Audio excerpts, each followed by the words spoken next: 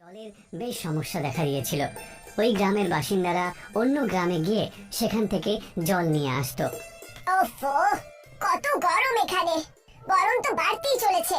মনে হচ্ছে যে হিমালয়তে গিয়ে থেকে যাই। আমি তোমাকে কতবার বলেছি না যে এই গ্রামে জল, হিমালয়, নষ্ট হয়ে যাওয়া জমির কথা বলো না।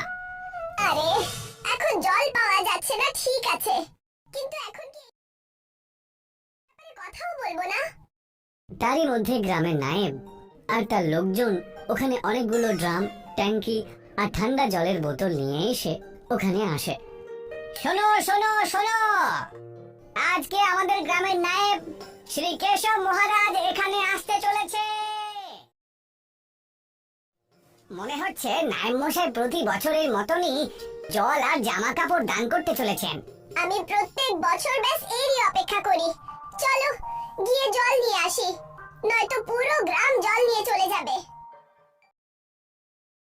রাধেশ্যাম আর তার স্ত্রী ওখানে গিয়ে পৌঁছয়, আর ওখানে গিয়ে তারা দেখতে পায় যে জলে নোংরা নোংরা পোকা ঘুরে বেড়াচ্ছে।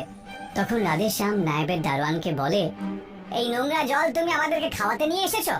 মানুষ যদি এই জল নিয়ে স্নান করে না, তাহলে শরীর অসুস্থ হয়ে পড়বে। হ্যাঁ, ও ঠিকই বলছে।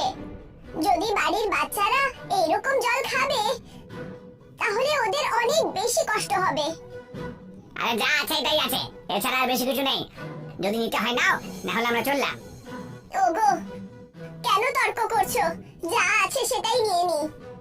নায়েবের দারোয়ান ওখান থেকে চলে যায়। গ্রামের লোকেরা যেমন তেমন করে হোক জল খাওয়ার চেষ্টা করে। ওই নোংরা জল খাবার পরে অর্ধেক গ্রামবাসী অসুস্থ হয়ে পড়ে। ওদের কাছে আর কোনো উপায়ও থাকে না।